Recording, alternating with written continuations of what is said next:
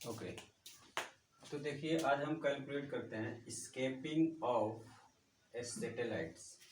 देखिए सैटेलाइट जब ऐसे घूम रहा था इस ऑर्बिट पर और सेंटर पे क्या था, अर्थ या कोई प्लेनेट था, तो ये रेडियस आर थी, इसका मास कितना था एम। तो अगर प्लेनेट होगा तो एम पी लिख लेंगे, अर्थ लेते हैं तो एम ई ले लेते हैं। और यहाँ से इसके सेंटर से एच हाइट ऊपर सैटेलाइट था, तो टोटल दूरी कितनी दी गई थी यहाँ से, स्मॉल आर। यहाँ पे सैटेलाइट घूम रहा था और इसकी ऑर्बिटल वेलोसिटी हमने निकाल दी थी root under G mass of planet या mass of earth by R. ये ऑर्बिटल वेलोसिटी सैटेलाइट के मास से इंडिपेंडेंट है, डिपेंड नहीं कर रहा है, दिख रहा है आपको। अब हम चाहते हैं कि इसको स्केप कर दें, तो यहाँ पे कितनी वेलोसिटी दें कि ये सैटेलाइट्स कहाँ चला जाए, इन्फिनिटी चला जाए। वही होगी स्केपिंग ऑफ सैटेलाइट्स। तो ऑर्बिटल वेलोसिटी तो इतनी है, ठीक है, लेकिन हम और स्पीड ज़्यादा देना पड़ेगा। तो मान लेते हैं स्पीड हमने दिया v, तो काइनेटिक एनर्जी हमें पता है, 2 पॉइंट को लिखते हैं k1 u1 k2 u2, ठीक है। तो अगर हमने स्पीड यहाँ पर v दे दी, ऑर्बिटल तो था ही, लेकिन और हमने बढ़ा करके कितना कर दिया, v कर दिया, तो हो गया हाफ m v का स्क्वायर। और पोटेंशियल एनर्जी यहाँ पे कितना होगा, minus G M into M by small R. इसके सेंटर और इसके सेंटर के बीच की दूरी कितनी है, आर। तो पोटेंशियल लिखा था minus G M one into M two by R, तो हमने लिख दिया। और काइनेटिक एनर्जी हो जाएगा जीरो और पोटेंशियल एनर्जी भी इन्फिनिटी पर हो जाएगा जीरो। तो इसके वेलोसिटी का स्क्वायर अगर हम करेंगे यहाँ पर, तो ये उधर चला जाएगा।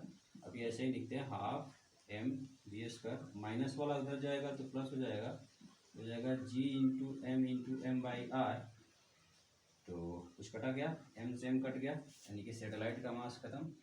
इसकी वेलोसिटी का स्क्वायर आ गया कितना, 2g m बाई आर। इसके वेलोसिटी कितना आ गया, रूट अंडर 2g m। ये अर्थ का मास चल रहा है और ये है रेडियस आर, ठीक है।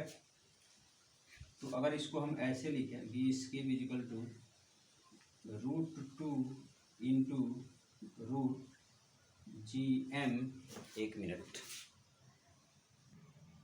हाँ, तो हमने क्या किया, √2 को बाहर कर लिया, जी एम और ये आर। ध्यान से देख, जी एम आर क्या है, एक मिनट, गाड़ी आते जाते, हाँ। तो ये वाला क्वांटिटी अगर आप देखोगे ध्यान से, तो ये ऑर्बिटल वेलोसिटी है। देखो यहाँ पर G mass of earth by R. अब हमें ई नहीं लिख रहे ताकि हमें पता है कि ये मास ऑफ अर्थ है। तो स्केप वेलोसिटी आपका कितना बन करेगी, गाड़ी आएगी 2v0, ठीक है, √2v0 होता है, ठीक है। ये आपको याद रखना। अब कितना परसेंट देना पड़ा, इतना चाहिए था, अब इसके पास था कितना, v0। तो अगर परसेंटेज निकालेंगे तो v0 तो उसके पास था ही, और हमने बढ़ा करके कर दिया ve, तो फाइनल कर दिया हमने v। जो आया है कितना, वो आया है √2v0। इतना था तो स्केप कर गया, और इतना पहले से था, तो एक्स्ट्रा कितना देना पड़ा, एक्स्ट्रा जो देना पड़ा, स्केप वेलोसिटी में से ऑर्बिटल वेलोसिटी को घटा देंगे। तो स्केप वेलोसिटी में से जब ऑर्बिटल वेलोसिटी को घटा देंगे तो पता चल जाएगा कितना हमें एक्स्ट्रा देना पड़ा, ठीक है। और बेस क्या है, इनिशियली वैल्यू कितनी थी, v0। तो परसेंटेज अगर निकालेंगे तो ये तो चेंज हो गया, ठीक है। और जब भी हम परसेंटेज निकालते हैं बेस वैल्यू लेते हैं, तो यहाँ पर बेस वैल्यू कितनी थी, v0, इसमें हमने दिया था। इनिशियल वैल्यू v0 थी, तो v0 से यहाँ पे हम क्या कर देंगे, डिवाइड कर देंगे, और 100 से क्या कर देंगे, मल्टीप्लाई कर देंगे। इसकी वेलोसिटी जो है वो √2v0 है, minus v0 upon v0 into 100।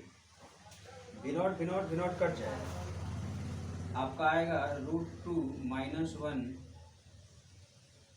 Into 100, ठीक है। और √2 की वैल्यू होती है 1.4 1/4, आई होप यही होता है ना, में से 1 घटा दो और इंटू 100 कर दो, तो 1 में से 1 गया तो कितना बचा, 0.414 इंटू 100, ये हो गया 41.4%। इतना एनर्जी देना पड़ा एक्स्ट्रा, 41.4%। तो इसको भी आप लोग क्या करना, याद रखना, ठीक है। ओके ओके, तो अभी हम लोग पढ़ रहे हैं ग्रेविटेशनल फील्ड, ठीक है। ग्रेविटेशनल फील्ड में लिखा हुआ है कि space around a mass in which other mass experiences a gravitational force is called gravitational field. इसको समझते हैं। जैसे मान लो कि यहाँ पर एक मास है, ठीक, ये मास अपने चारों तरफ एक फील्ड जनरेट करता है। क्या जनरेट करता है, फील्ड जनरेट करता है, जिसकी वजह से दूसरा मास m0 एक्सपीरियंस करता है फोर्स। तो इस रीजन को बोलते हैं ग्रेविटेशनल फील्ड, ठीक है। तो वही लिखा हुआ है कि gravitational field is space around a mass, इस मास के चारों तरफ का स्पेस जिसमें another mass experiences a gravitational force, इसमें दूसरा mass another mass force experience करता है, उसे कहते हैं ग्रेविटेशनल फील्ड, ठीक है। तो ये बेसिक डेफिनेशन है किसी ग्रेविटेशनल फील्ड की। दूसरी डेफिनेशन क्या है, ग्रेविटेशनल फील्ड स्ट्रेंथ या ग्रेविटेशनल फील्ड इंटेंसिटी। तो यहाँ पे लिखा हुआ है कि gravitational field intensity at a point is defined as force experienced by a unit mass placed at that point, ठीक है। तो इसको समझते हैं, ये पूरा m मास है,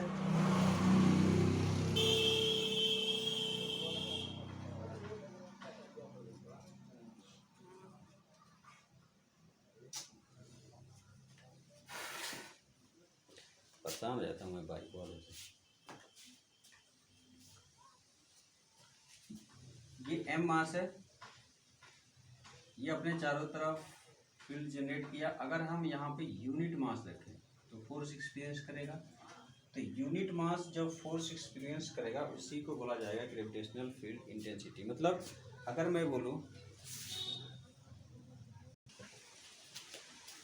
अगर हम आसान भाषा में बात करें ग्रेविटेशनल फील्ड इंटेंसिटी का, तो मैं बोलूँ कि यहाँ पर 1 kg मास रख दो और इस पे लगने वाला फोर्स निकाल दो, यानी कि force on unit mass is called gravitational field intensity. Simple याद रखना है, क्या याद रखना है कि फोर्स ऑन यूनिट मास, जिस जगह पर भी आपको पूछेगा ग्रेविटेशनल फील्ड, जैसे मान लो कि यहाँ पर बोला कि आप ग्रेविटेशनल फील्ड इंटेंसिटी बताइए, तो मैं क्या करूँगा कि यहाँ पर 1 kg मास रख दूंगा और उस पर लगने वाला फोर्स निकाल दूंगा। तो जो भी वैल्यू आएगी वो हमारा क्या होगा, ग्रेविटेशनल फील्ड इंटेंसिटी होगा, ठीक है।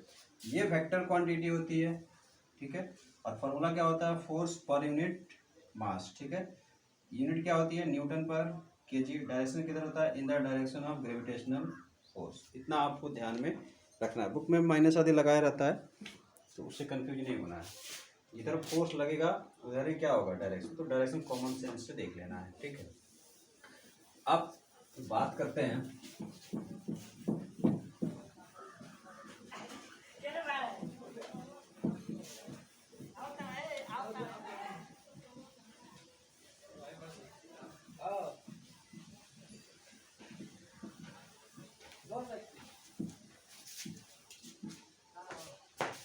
कैलकुलेशन ऑफ, थ्योरी तो इतना ही था, calculation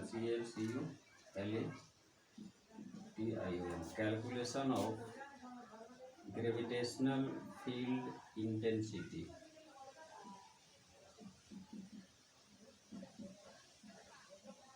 due two point mass. Point mass, एक मास यहाँ रखा हुआ है m, यहाँ से r दूरी पर आपको ग्रेविटेशनल फील्ड इंटेंसिटी बताना है। तो हम क्या करेंगे कि यहाँ पर 1 kg मास रख देंगे। ठीक है, और इस पर फोर्स निकाल देंगे। तो अभी हम रखते हैं एम नॉट मास, ठीक है। तो फोर्स कितना आएगा, G M into M not upon R square. तो अगर हम बोले कि एम नॉट पर फोर्स इतना निकला, तो यूनिट मास अगर रखते तो कितना निकलता, force by M not, that is electric field intensity, और ये आ गया G M by R square. Direction किधर होगा, जिधर फोर्स लग रहा होगा, तो फोर्स किधर लगेगा, इधर, ठीक है। अब चूंकि आपने आर लिया है इधर,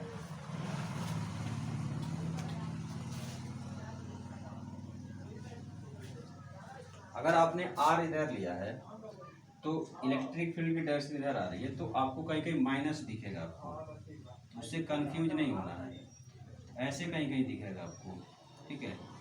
तो मैं बोल रहा हूँ कि आप मैग्नीट्यूड निकाल लो, डायरेक्शन निकाल लो कॉमन सेंस से, इससे निकाल लो कॉमन सेंस से, तो आपको वो दिख जाएगा, ठीक है।